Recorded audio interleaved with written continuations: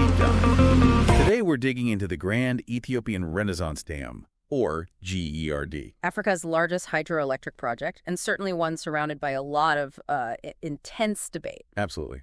And if you're looking to quickly get a handle on the different arguments, well, we've got some text here alleging a pretty significant misinformation campaign around it. That's right. The source material we're looking at today really focuses on that angle.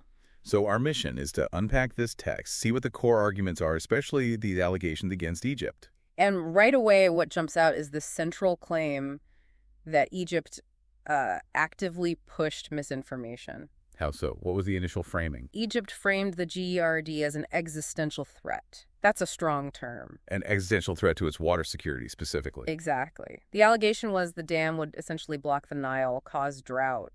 Serious stuff.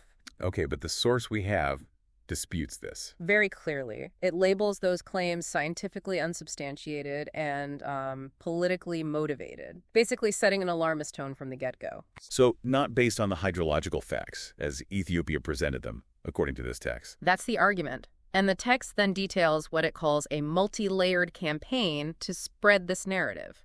Multi-layered how? Where did Egypt allegedly take these claims? Well, first up, according to the source, the United Nations Security Council. Oh, okay. So international diplomacy. Right. Repeated lobbying efforts at the UNSC. Egypt consistently painted Ethiopia as, unilaterally endangering the Nile. But the text argues this portrayal ignored Ethiopia's position, like their adherence to international law or environmental studies. Precisely. The source claims that context was left out.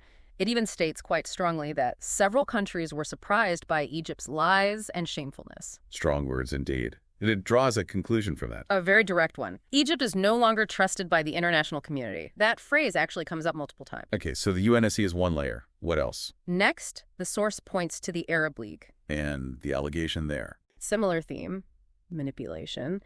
The text claims Egypt influenced the League to release biased statements supporting Egypt's claims. Even though the League might not have had the specific technical expertise on Nile hydrology. That's the assertion in the source, that they echoed Egypt's line, kind of adding to the regional tension. And again, the source concludes the Arab League is no longer expected to trust Egypt. So UN, Arab League, anywhere else? Washington, D.C. is the third major area mentioned. The U.S. administration. Yes. Egypt misled the Trump administration specifically. Resulting in? Resulting in public statements from the U.S. supporting Egypt and making accusations against Ethiopia. Wow. The source even includes a claim about attempts to influence officials. It does. It alleges Egypt even tries to corrupt U.S. officials. Then it claims the U.S. now understands Egypt propaganda was false. And the familiar conclusion. You guessed it. Egypt is no longer trusted by the international community. It really hammers that point home. But let's pivot to the facts on the ground. What does the evidence actually show, according to these sources? Well, they point out the Nile is still flowing, Sudan is still getting water, and Egypt itself hasn't actually been harmed in the ways predicted. So no catastrophic disruption. No evidence of that has emerged. Nope. Independent monitoring, the sources say, actually confirms Ethiopia has been managing it responsibly, and they've been committed to transparency. Things like hydrological models already indicated the filling wouldn't cause those severe problems if managed properly. Exactly. So those apocalyptic warnings, as the sources call them, they've turned out to be pretty hollow. And this idea of Ethiopia as some kind of aggressor, well, that's reportedly fallen apart. Right, and the GERD itself as actually delivering clean energy, strengthening infrastructure in the region. And doing so, they argue, without stepping on the rights of countries downstream. But there were consequences to the alleged campaign itself. Oh, definitely. The sources are clear on that. Damaged trust in diplomacy in institutions like the UN and the Arab League, years of potential progress on regional cooperation just lost. It kind of undermined Africa's ability to handle its own issues. And yeah, it hurt Egypt's credibility too.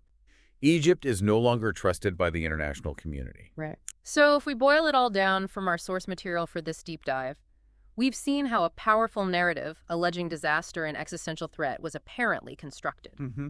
Constructed and promoted very actively on the world stage. But ultimately, that narrative seems to have been undermined by observable reality. The river flows, the dam generates power, the catastrophe hasn't happened. It really serves as a powerful example, doesn't it, of Yeah. just how crucial it is to verify claims, to look at the evidence, especially when the stakes are so high in international relations. It does, and that leaves us, and you listening, with a final thought to chew on, maybe.